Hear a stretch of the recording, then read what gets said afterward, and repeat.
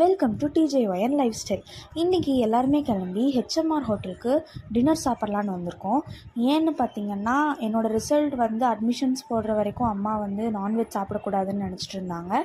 ரிசல்ட்டும் வந்துருச்சு. So அட்மிஷனும் plan பண்ணியாச்சு.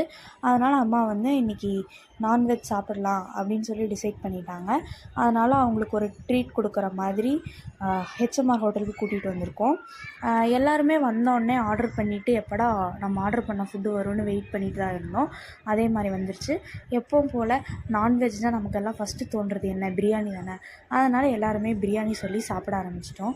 எங்கள் அம்மா சாப்பிட்றத பார்க்க எல்லாருக்கும் ஒரு ஆர்வம், ரொம்ப நாள் கழித்து சாப்பிட்றாங்களே அப்படின்னு. அவங்க ஒன்றும் பெருசாக ரியாக்ட்லாம் பண்ணிக்கல, எப்பவும் சாப்பிட்ற மாதிரி தான் சாப்பிட்டாங்க. ஆல்ஃபாம்ஸ் ஆர்டர் பண்ணியிருந்தோம். அது வரதுக்கு ரொம்ப லேட் ஆகிடுச்சு. வச்ச உடனே எல்லோரும் பிரித்து மேய்ஞ்சிட்டோம் அதை.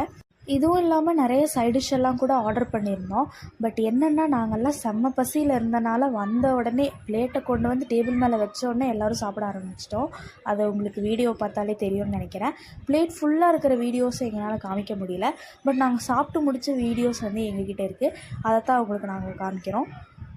என்ன தான் நான்வெஜ் மீல் வயிறு முட்டை சாப்பிட்டாலும் எனக்கு கடைசியில் ஒரு ஹாஃப் பாயில் சாப்பிட்டா தான் அந்த மீல் ஃபினிஷ் பண்ண மாதிரியே இருக்கும்.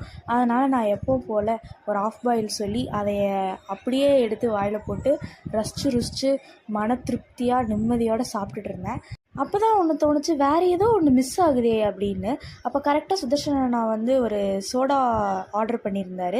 அவர்கிட்ட டேஸ்ட் பார்க்குறோங்கிற பேரில் நாங்கள் எல்லாருமே ஒரு வாய் குடிச்சிட்டோம். பாவம் ஒரு அரை கிளாஸ் தான் குடித்தார்.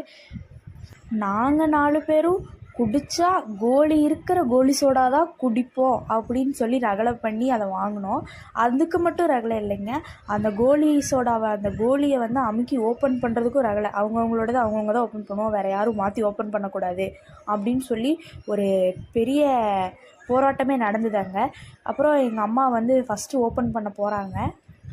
அவங்களுக்கு அது ஈஸியாக தான் இருந்தது. ஈஸியாக ஓப்பன் பண்ணிட்டாங்க. சரி, நிக்கிதாவுக்கு எப்படி இருக்குன்னு பார்க்கலான்னு பார்த்தா அவளும் ஈஸியாக ஓப்பன் பண்ணிட்டா. அப்போ நானும் ஈஸியாக தான் ஓப்பன் பண்ணேன்.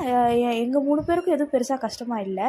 பட் அக்கா எப்படி ஓப்பன் பண்ணாங்கன்னு பார்த்தீங்கன்னா, அப்போ தான் ஒரு பார்ட்டி கம்ப்ளீட்டான ஃபீலே வந்துச்சு. அப்புறம் எல்லோரும் கோலி சோடா குடிச்சிட்டு கொஞ்ச நேரம் பேசிட்டு கிளம்பிட்டோம். சேனலை மறக்காமல் சப்ஸ்கிரைப் பண்ணிவிடுங்க.